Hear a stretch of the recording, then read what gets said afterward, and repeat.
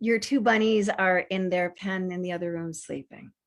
Yes, so I'll come back later maybe, and I'll just post lots of videos and pictures on your page, and then we can all just geek out on the bunnies at That another would time. be truly wonderful. I don't want you to think that I've invited you here only for the bunnies, but I'll have to be frank with you. I definitely had the bunnies in mind as well. They're Chelsea, very famous. I'm so happy to invite you into the Learning, Seeking, Teaching Facebook group, which is just a little experiment of mine where I wanted to gather with other yoga teachers, seekers and healers, practitioners. You are part of an interview series that I started last year, where I call in people I just want to hang out with anyway.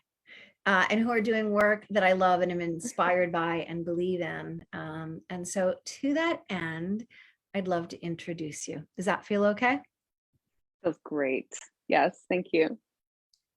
Learning, Seeking, Teaching community. I don't know if anybody is live with us. If so, please feel free to let us know that you're here saying hi, or maybe watching this in replay. Same thing. It's really nice when you emit something into cyberspace to know that you are doing it with and in engagement with others. So anyway, feel free to post, say hi to me, to Chelsea. It's my great pleasure to introduce you all to Chelsea. If you do not already know Chelsea Rappel. Am I pronouncing your last name correctly? That was perfect. I'm already just so dazzled. I'm glad you, and dazzling. And Chelsea is a beautiful yoga teacher I know from years ago. Since that time, she has become a yoga therapist who, and feel free to jump in and correct any of my description or nuance it, Chelsea, who specializes in working with people with substance abuse disorder, PTSD, and other forms of trauma. Am I sort of on point? Mm-hmm. Yep. In her capacity as a yoga therapist, and one of the things I'll be asking her to describe, in case there's anyone here who's not familiar with what yoga therapy is, but in her capacity as a yoga therapist, she works with and for the yoga of 12-step recovery, and uses varying somatic practices, breath, meditation, movement, to help people work with varying unwanted patterns. She identifies, this is a great part, listen up, as a strong, sober, witchy woman. It's actually really fun to say, and a proud bunny mama. So some of you may have heard us in the beginning speaking about her rabbits, which will not be going live with us tonight, but she promises that she will post pictures and videos so that we can love up her rabbits after this time together. Chelsea, welcome.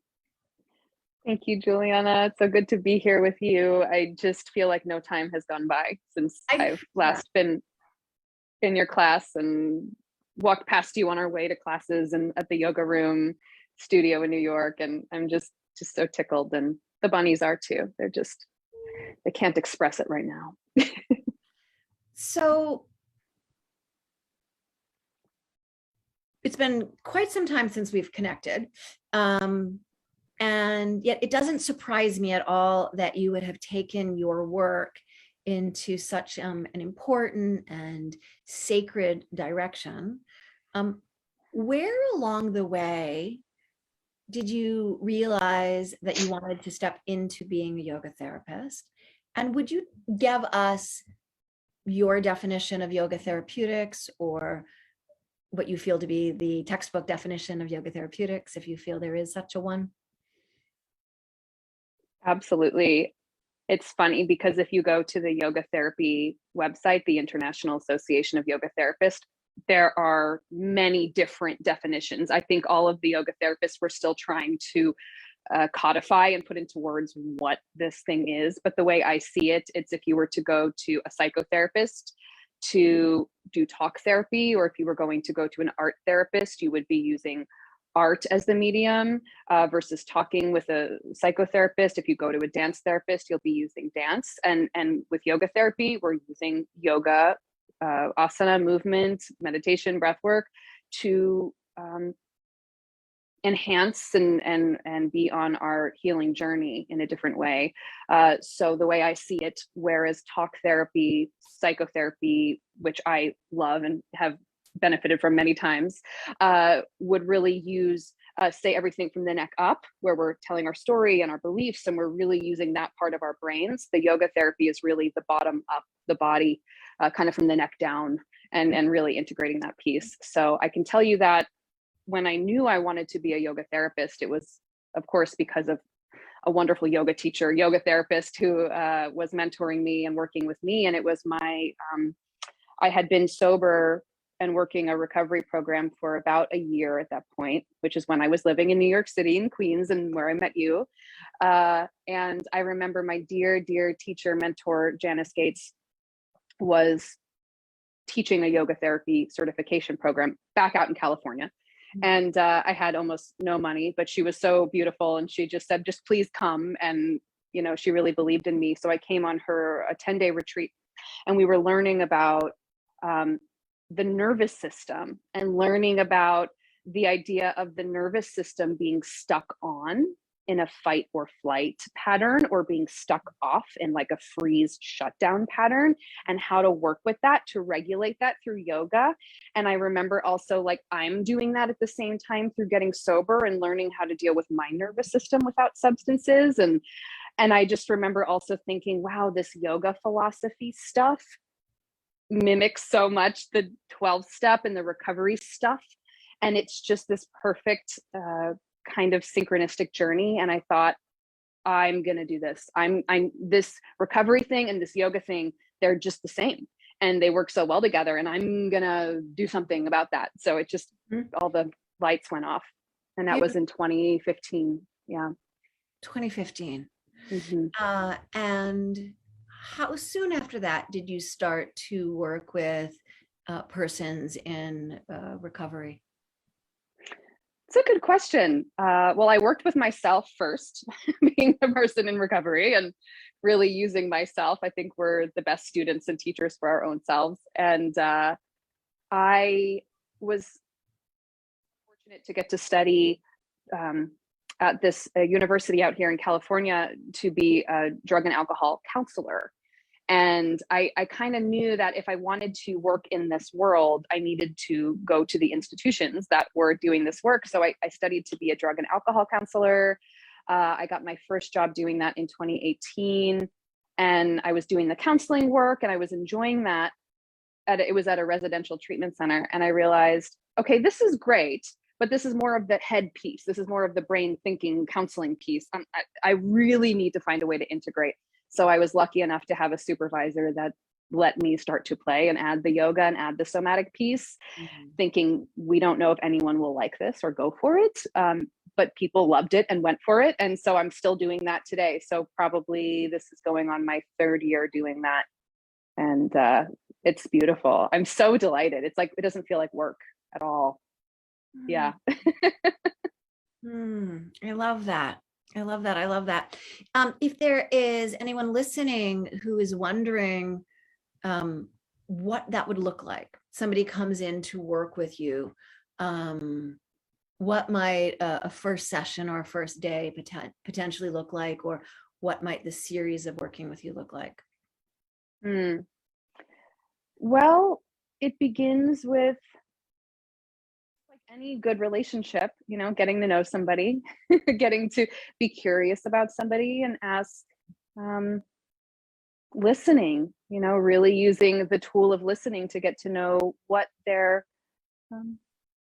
the challenges, where do they get stuck, right? Because what we know about what the research is now showing about substance use is that, and this is very different than a lot of other models, like the disease model or the things like that, where substance use is a response, right? It's a desire to find comfort or soothing or ease or a little bit of a kind of vacation from just the overwhelm that our little bodies and nervous systems are encountering. And so what TJ Woodward, who's another teacher and mentor of mine, he created Conscious Recovery. He taught us that, addiction is not the problem. It becomes a problem. It doesn't start out as a problem. Addiction is and was our solution. We didn't have better tools or better options. Maybe we didn't have that modeled for us as little people. So now when we took a drink or had a hit of something, or, you know, sugar or whatever our thing was, it's like, oh, I feel normal again. I feel relaxed or confident or energized or whatever it is that we're seeking. So I always like to start off by telling the person I'm working with, there's nothing wrong with you, right? You are not the problem. And that's a real different message that what we can receive in society, that you were actually doing a great job because you were looking to find a solution. And now that solution has no longer served, it's no longer working for you.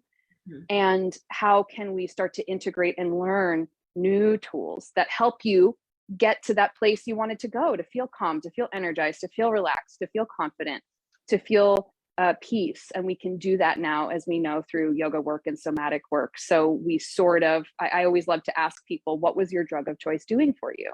How was it helping? And how can we learn how to get there a different way?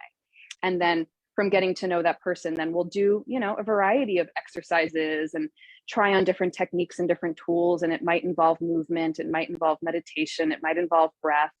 And there's so many great tools we can get into, but you know, to be on that journey. And it's not about shame or blame or making anybody wrong. It's about knowing you are always right. You are already whole and complete, which is the yoga message. Let's just see if we can help bring those pieces together a little bit. And it's a journey, and it's a co-creative journey. I don't know. I'm not the expert on you. You are the expert on you. I'm just kind of being the banks of the river, as Janice Gates would always say. Yeah. I can only imagine that do you use the word clients or students when you're doing your yoga therapeutics? I find that I use client more often. Yeah. I can only guess that the clients often feel very received and calmed to hear you say some of those things, to name it not as a problem, to not make them wrong, to make them whole in your eyes, and give them permission to do the same for themselves. Yeah. I mean, I think shame and substance use disorder, they just go hand in hand. They're just peanut butter and jelly, you know? So I just assume that we're just drenched in shame, you know, and shame just loves to live in the dark, and it doesn't like to be called out, and it doesn't like to be challenged. So we just start there right away, you know, we just kind of name it. And yeah, and that's what yoga provides, you know, that self-reflection, that really getting to know yourself and know those tendencies. And yeah, and having that great kindness and gentleness and compassion. I find that those of us who struggle with addiction, we're just so good at beating ourselves up and being hard on ourselves. It just comes with the territory. And to learn this gentler approach, for me, to have someone be gentle with me and teach me these this gentle path forward, it was revolutionary. It was earth shattering. So it has to come from there for me. Yeah. I feel made more whole just hearing you speak about it. Thank you. I'm so glad to continue to ask questions, and I'm curious about so many details, big and small. But also, this can be more of a conversation, and or at any point, I'd be joyed for you to take the reins, things you'd like me to understand, or the others out there, things you'd like them to understand, or stories that might be in your heart that you feel would be worth sharing. Do I serve you best in this moment to continue to ask questions, or is there stuff that's uppermost in your heart you'd like to share? I appreciate the question format for now, and then we'll see what unfolds. I'll also just point out that lately I've been really geeking out on the nervous system and how our nervous systems get wired in a particular way when there's traumatic stress, when there's chronic stress, and how that contributes to these states of anxiety or depression, and therefore how we might want to find a way to treat that with a variety of you know, substances or things like that. So also just to know that I've got a lot of excitement about the nervous system and the physiology and how that plays into substance use disorder treatment, that I'm glad to know that a lot of clinicians are starting to catch on and the research is getting out there. Yeah, I love that you named that, and I sort of want to follow that popcorn trail.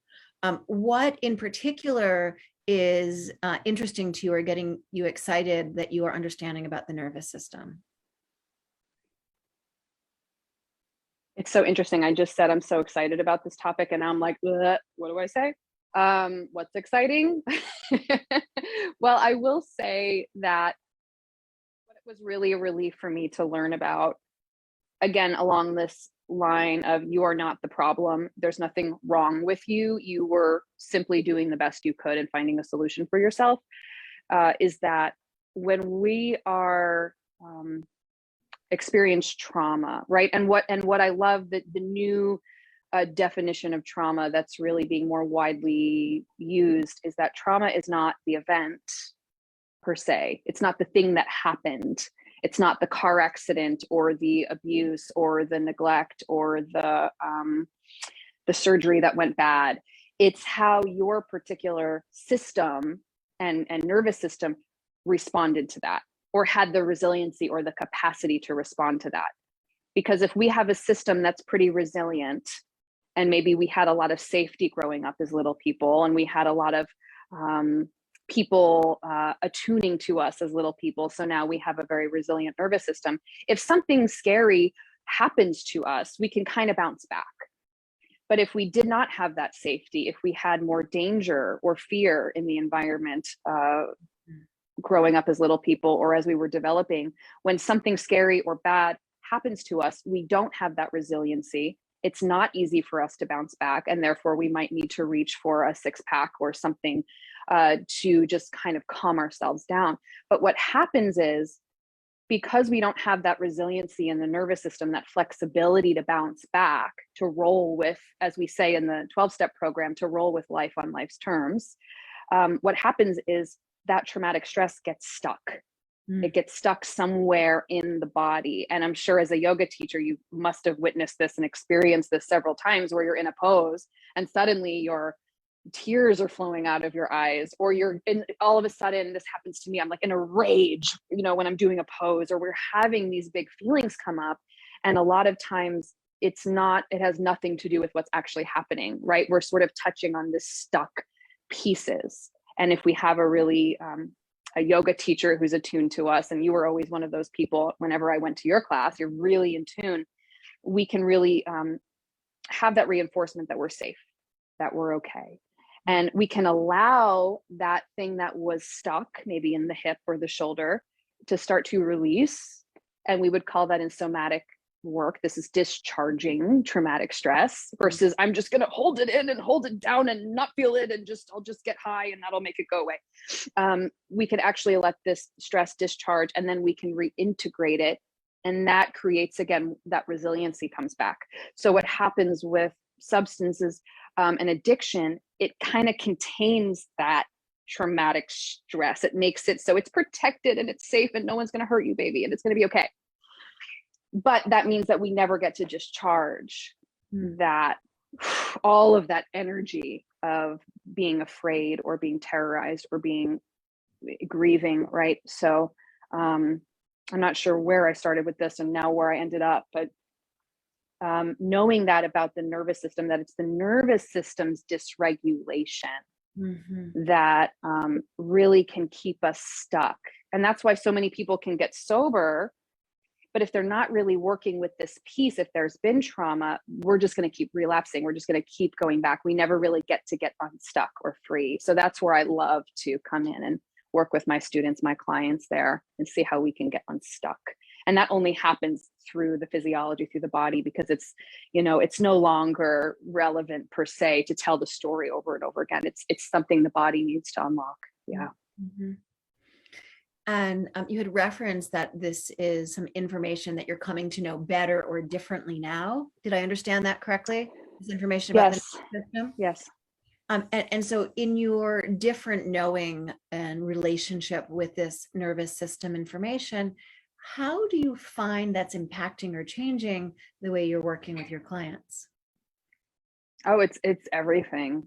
I mean, it's such a relief too when I can express it that way, because first of all, to have this information for me was empowering. And there's a great video I'd be happy to share. We could link to it or something if people want to know, what do you mean by nervous system dysregulation and impacting the body? And this great video I've been really sharing with all my clients. But first of all, to just have that knowledge, oh, there's nothing wrong with me. There was some traumatic stress that happened, and then my little nervous system got wired differently. It's like a computer getting wired or programmed. It's not like I made these choices to do these quote unquote bad things or do this wrong behavior. A lot of people in the community use the term acting out when they're doing quote unquote bad behavior. And, it really is like, I think for me, it's empowering to know, oh, this isn't like a conscious choice I'm making. My nervous system got wired in this way to either be in a stuck state of fight or flight, where I'm just constantly either, I know lots of people, and I was, raised by one of them who was really like just angry all the time, and like just that is that like fight state of the fight or flight, right? Or the flee, right? Where people who are just always constantly running or, on the run, on the move, or that freeze state that, just kind of collapse, shut down, can't get out of bed, can't get motivated, dissociating. And knowing that our nervous system is doing that because it's trying to survive. It wants us to survive. So it's doing it for us. Again, it's like the drug. The drug is not the problem. The nervous system dysregulation is not the problem. It's trying to help us survive and just live. But the issue is, once that trauma is no longer happening, it's not really serving us. And it would best serve us to learn how to, again, that discharge and reintegrate. So I want to get back to the question, which I'm missing. What does that information do? It's empowering, number one.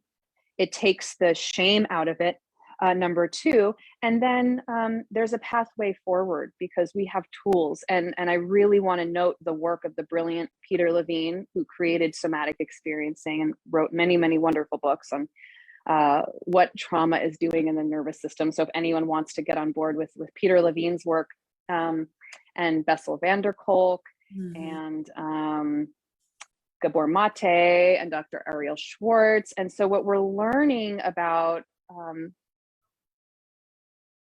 to ask what Gabor Mate says, it's like, let's not ask why the drugs, let's ask why the pain. Why is there so much pain, and how can we learn to create some safety? Because another thing that happens when our nervous system is dysregulated, we have a hard time deciphering, because our little radar is going off, who and what is safe and who and what is a threat.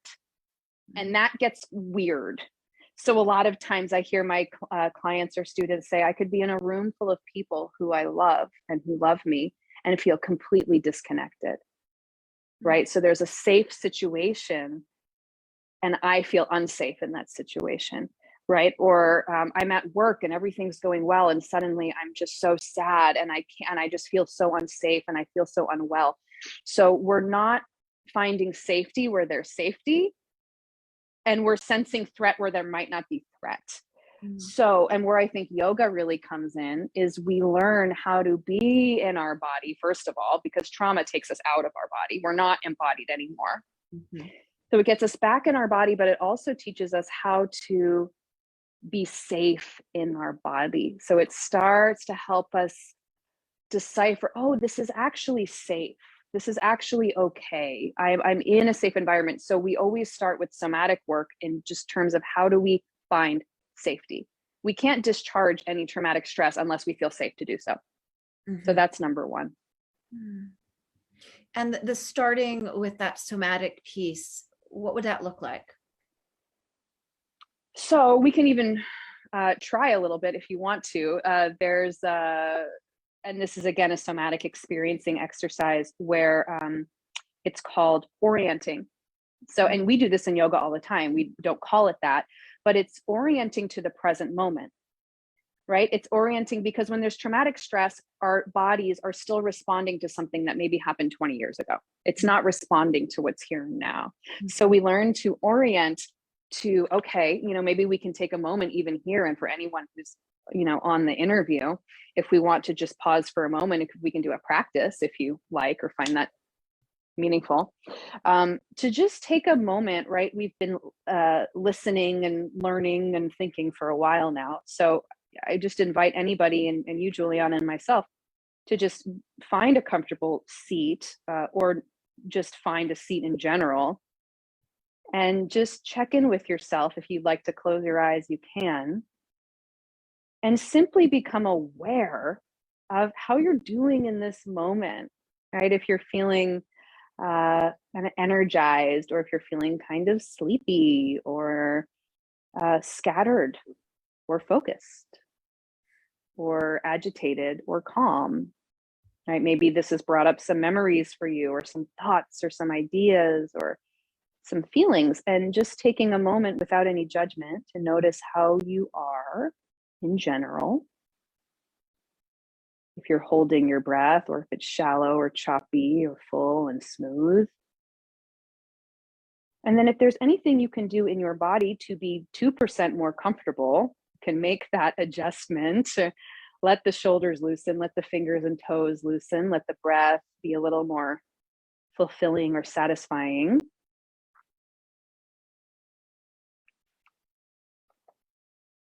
And then if your eyes are closed, allow your eyes to open, and we'll begin to orient externally. So allowing the eyes to start to move around your space, away from the screen, and let your head move, let your neck move, and see if you can identify just 2 or 3 objects, items, or pets in your space, and just see what your eyes are drawn to, orienting to our external environment through the sense of seeing, sight, maybe things that are pleasant or remind you of something or bring up a memory. Continuing to breathe. And once you've identified a few objects, you can again allow the eyes to close if that serves you, and begin to orient to the sense of hearing and sound through your ears and your hearing sense. And as we did with our eyes, allow your ears to move around and identify 2 or 3 sounds in your environment. Noticing what draws your attention. Maybe even the sound of your own breathing, or sounds outside the room.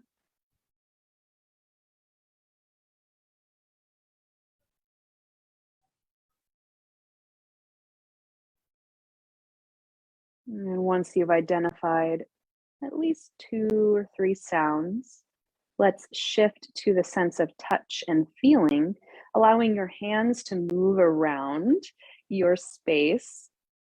So perhaps to whatever you're sitting on or what's nearby, and seeing if you can identify 2 or 3 different textures, right? Things that are smooth or rough or patterned, things that are fluffy or squishy or scratchy, warm or cool, just 2 or 3 different textures, whatever is nearby. And if something is firm or if it's flexible when you move it, orienting to the present moment through touch. And continuing to breathe.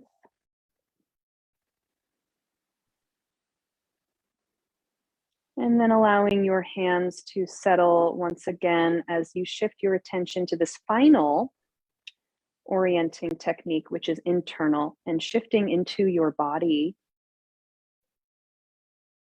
Observing 2 or 3 sensations that you notice in your body. Sensations of tension or relaxation. Floaty or flowy feelings, or tingly, prickly feelings, or heavy, light. Just 2 or 3 sensations in your body now.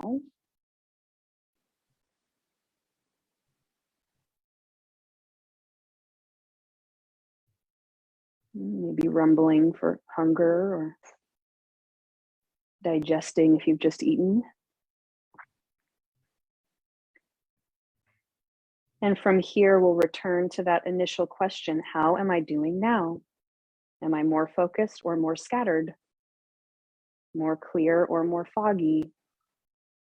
More agitated or more calm? I'm just noticing, no judgment. Taking another moment here.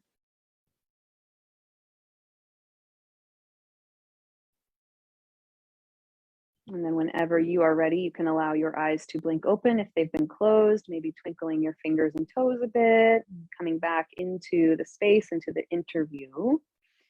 And what I always love to just ask whoever I do that exercise with is, what did you notice doing that little brief practice?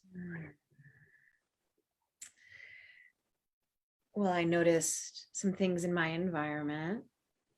It made me smile to see some yoga props and some bones in my practice space. Mm-hmm. And I noticed I made the complicated choice, which is my self-compassionate phrase instead of poor choice, to try just before our interview a brand new recipe and a gluten-free recipe with, in fact, not all the ingredients suggested. And so there was a bit of a kitchen explosion before I got on with you. And thus, in feeling my body, I realized I have cornmeal on my feet. On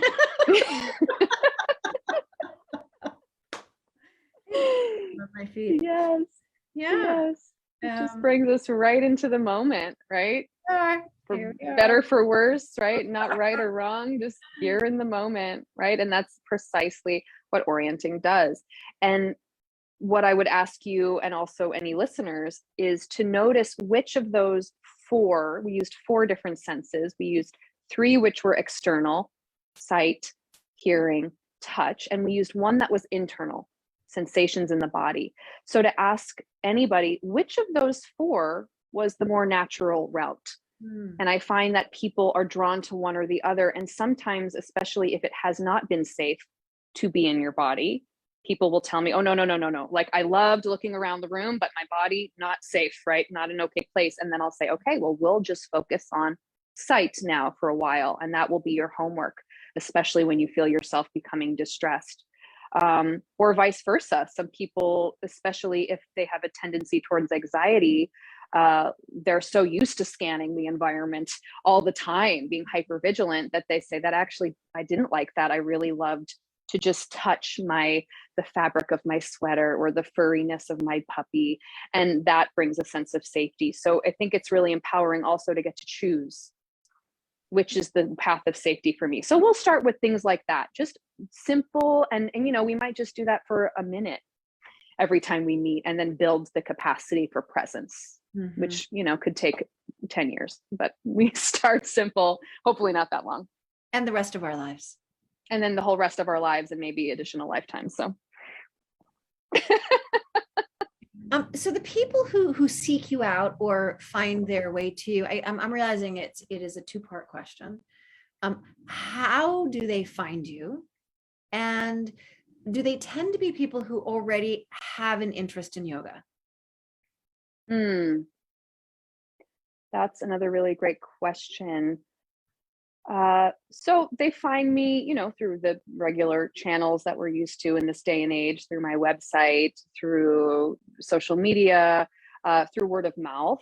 But a lot of times I meet people in the treatment centers where I work. So where I really love to do the work is with folks who are in treatment, say their first 30 days, they're in a treatment program for alcohol disorder or substance use disorder.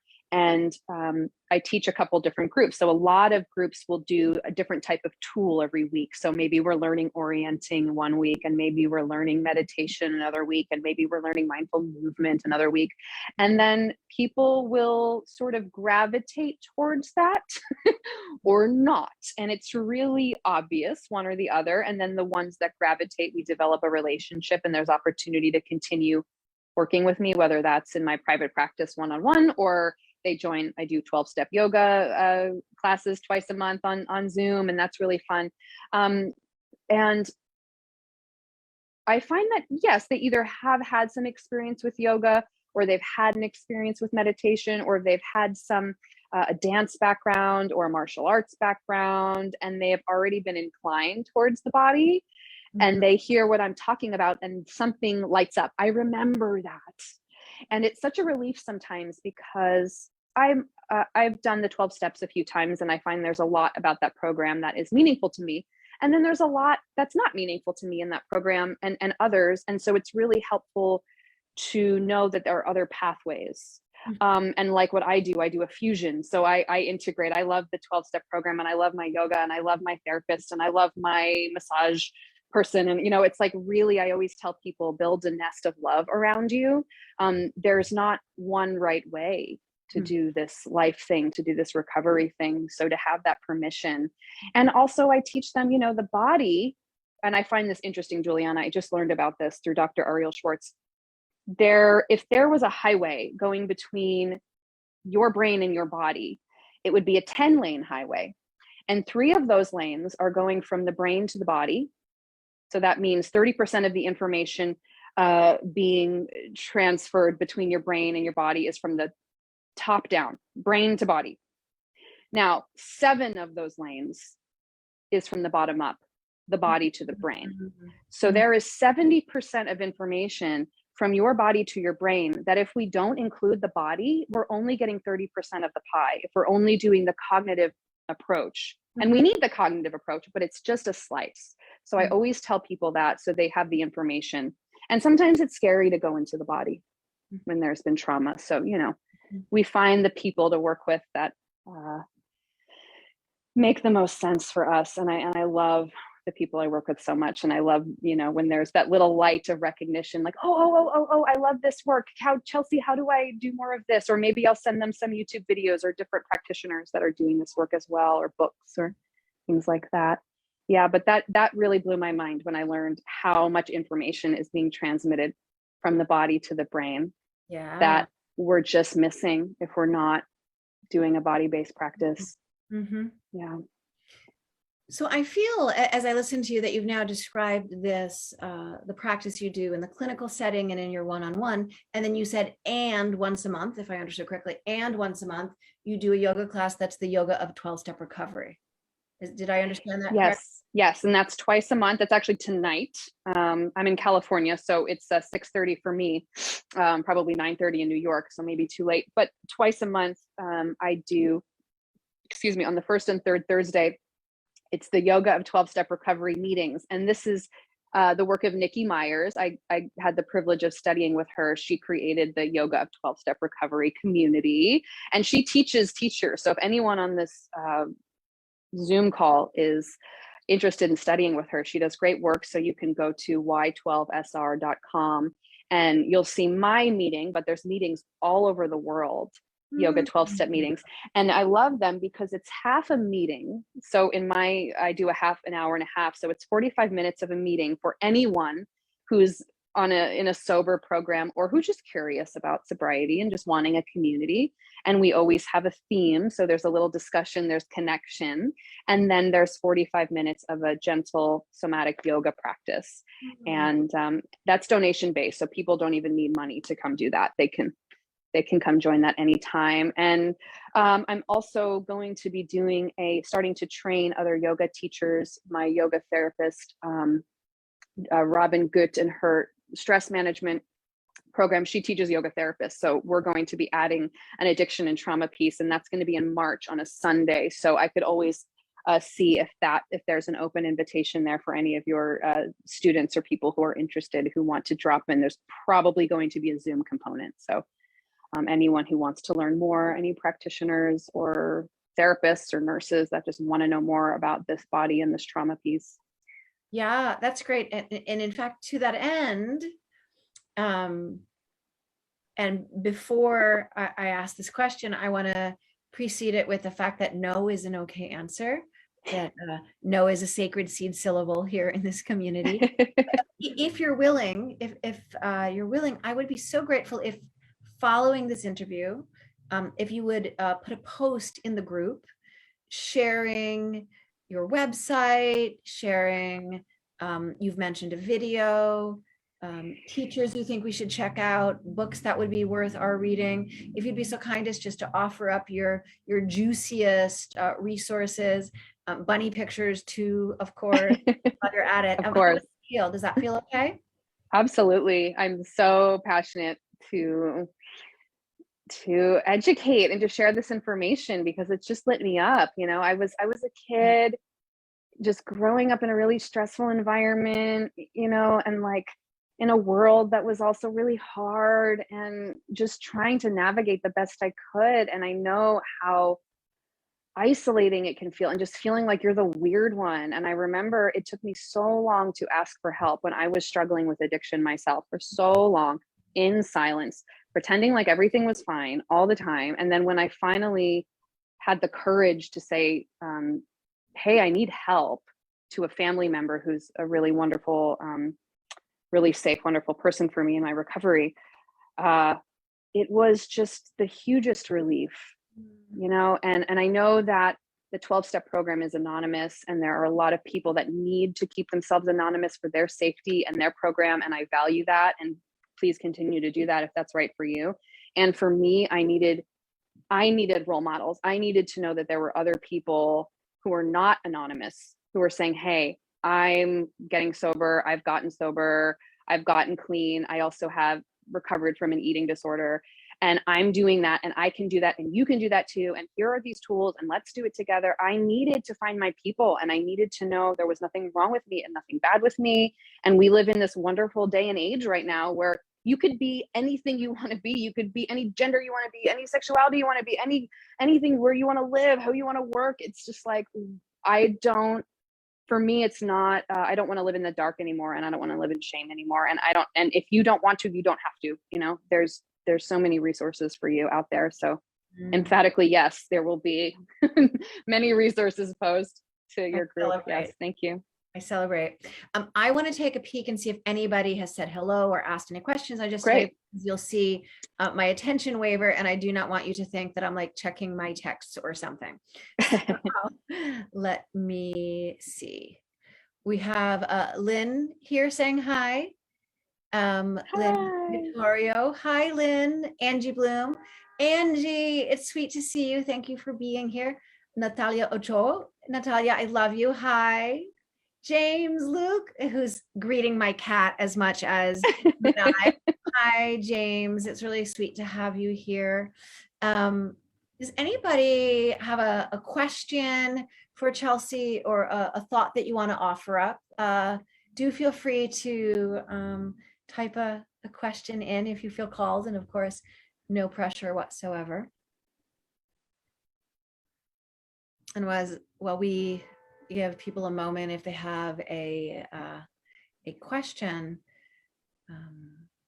I find also, Chelsea, that I just want to say thank you so much for taking time from your life, from these passions, from your bunnies, from sunny California, just to be here with us, to reconnect with me, and to share this really important work with this community. Thank you for that. That's really valuable and precious. You're welcome. Thank you for doing this and taking your time. And I'll never forget being in your classroom, just being in the kind of public yoga space, and just being so used to the kind of the fitness style of yoga, which is so valuable and important. And, you know, everyone has their own way of doing things.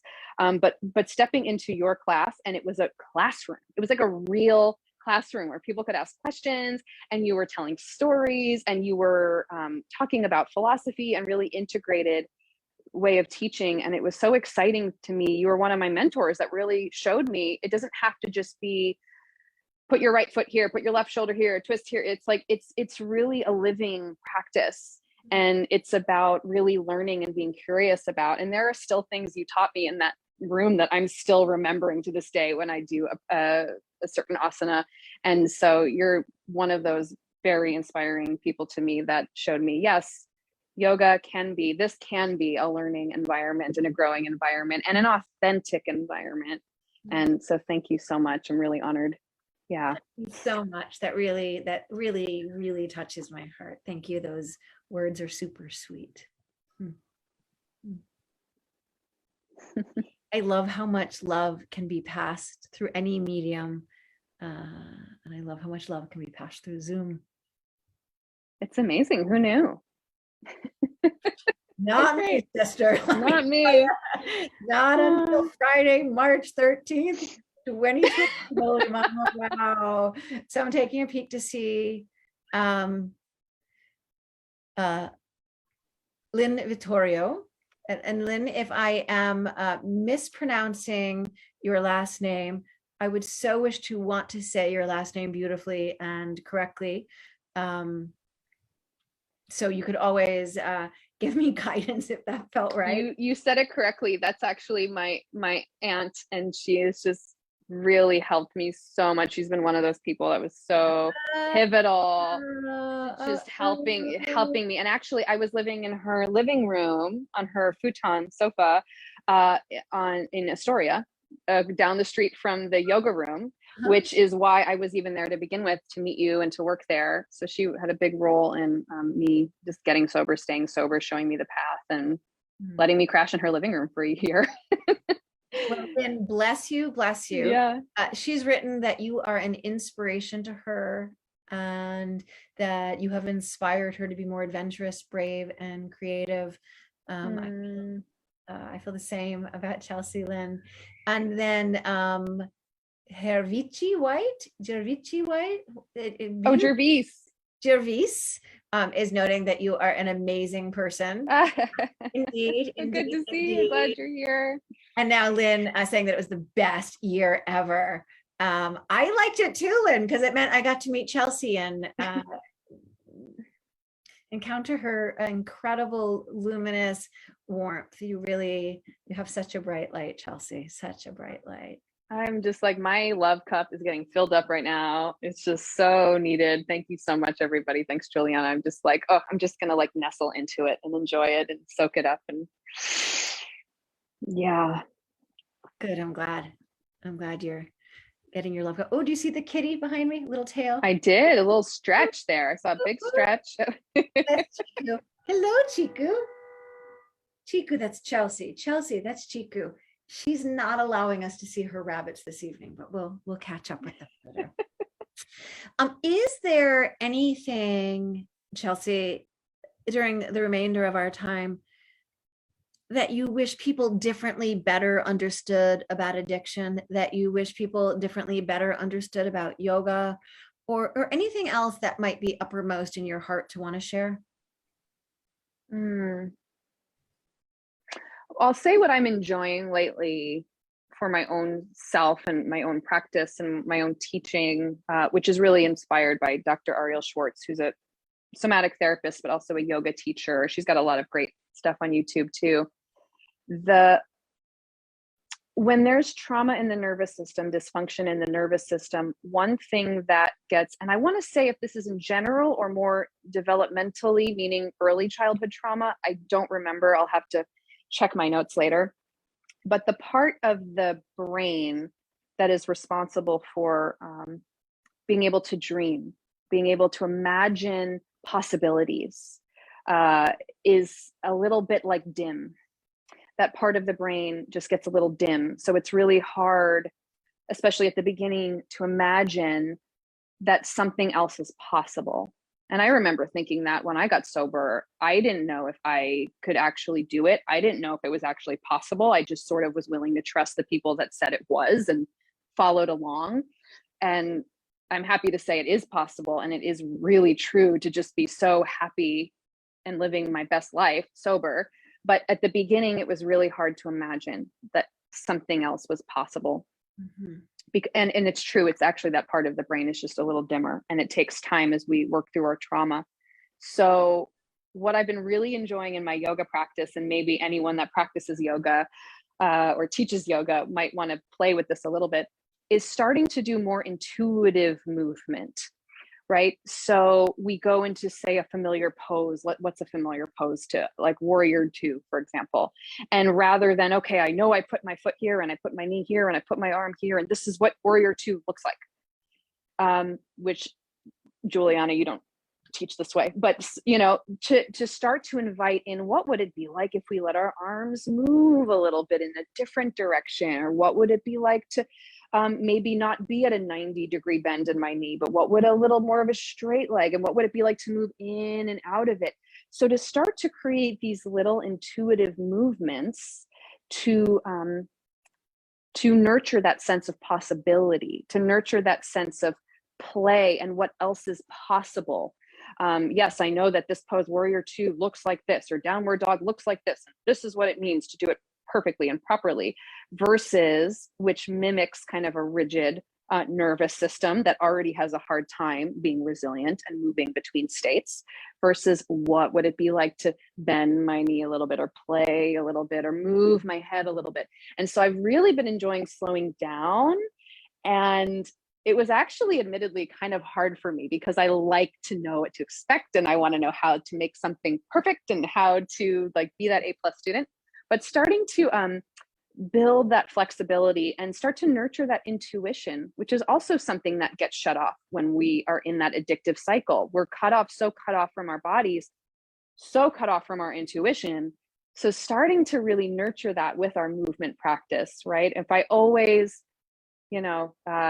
brush my teeth and then I floss and then I wash my face, what would it be like to first wash my face and then floss my teeth and then brush my teeth? Like, to start to, like, do things a little bit differently and move a little bit more intuitively. And we can do that with food.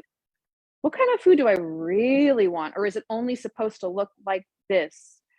And this is how we do things. Or what movie would I really love to watch? And starting to bring those questions into our day, because that also helps us start to reattune to what's safe for me. Mm-hmm. Versus what's right and wrong and bad, which is, we talk about this in the 12-step community. We have this black and white thinking when we come into recovery. It's either this or it's that, or it's right or it's wrong, this dual thinking, versus what's the gray area? What's the middle ground? How can we bring more play and curiosity and exploration? So those are something that I also love to practice myself. I don't always love them on all days, but bringing that in. And so I'd love to just encourage anybody, if you're up for a little homework assignment this week, just to, what would it be like to just be a little bit more curious about doing things just a little differently? If you always drive this way to work every day, what would it be like to go down this side street and look at the funky, weird houses? And yeah, so nurturing creativity, play, intuition, that's been exciting for me lately, and something my students are getting to, for better or worse, practice with me too. So we'll be doing that a lot tonight. I put the homework assignment on, and if anybody else in community would like to take that assignment on, I'd love to hear how it goes for you. James referenced hippocampus, and Gervich. Did you say Gervich previously? Gervais. Gervais. She says that she loves that is what she has been working on. Beautiful. So beautiful. And to those who are new into this community and are here because of the lovely Chelsea, thank you so much for coming to visit. It's really sweet to have you being here with us. And if you feel like sticking around, we'll be offering other interesting interviews and other resources for self-care and exploration, and upliftment would be certainly my intention. Yeah. Well, we are coming up on the hour mark, and not that we necessarily have to have a hard cutoff one way or the other, but is there anything else that you have in your heart?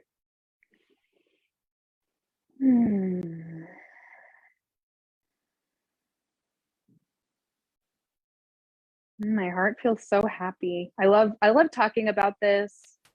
I love, this certainly was not what I was doing before getting sober. I was maybe teaching a little bit here and there, but I was so unhappy and I was just suffering so much. I couldn't even enjoy it. And I certainly did not know that this was where life would take me. So I'd also love to just say to anybody who's tuning in who is newly sober or thinking about getting sober that things can get so much better. Things, it is possible to, even if, there's a saying in our community, fake it till you make it. And, it's kind of like, it's okay to just like keep putting one foot in front of the other and trusting that the next, stepping stone will appear. And when I chose to go on this healing path and to just put down those behaviors that weren't serving me anymore, I remember this, applying for a job. I was living with Aunt Lynn in Astoria, and I was applying for a job at Trader Joe's. And I didn't even think that I'd get the job at Trader Joe's. Like, I was like, no one's going to want me. Like, maybe I'm not even supposed to teach yoga anymore. I don't know what I'm supposed to be doing. I just was so lost. And I didn't know that anything else was possible. And I did get offered the job at Trader Joe's, which I declined. Luckily, eventually got hired on by the yoga room. But that really, by putting the sobriety first and putting that recovery first, as I kept stepping forward one day at a time, weird opportunities would show up that I would not have been able to agree to otherwise, or that I wouldn't have even have been in the right place at the right time to meet a person that was going to say, hey, why don't you come do this over here? And life has a way of flowing in and moving in, and opportunity has a way of moving in if we get out of our way. And just kind of continue to trust that. So I just want to say to anybody who's afraid that life will be really awful and boring and unfun if you get sober, that it's not been my experience at all. And all of the people that I work with and know have gotten sober, there is so much more available. There are so much more possibilities that you have not even been able to comprehend, or at least a different way of thinking, or having resiliency inside of you, so that there is the availability. So I just really appreciate anyone who's on that's in recovery or getting sober or wants to get sober. I just love you. I love you so much. I don't know you, but I'm so glad you're on this path. And please feel free to reach out to me any old time if you want to connect. Always here to talk recovery for free. Yeah.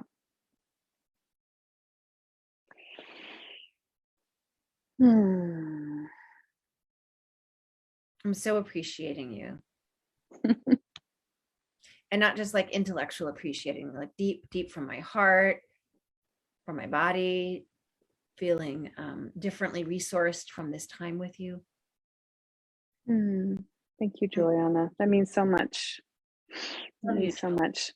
I love you. I feel my heart is just so like warm and happy and tingly. And yeah, it really is true. It really is true that, we can share love on a virtual screen, on online. There's so many ways, and it's so important because it's needed. We're wired for it. We're wired for connection. We are, especially with safe, meaningful, beautiful people like you. And thank you.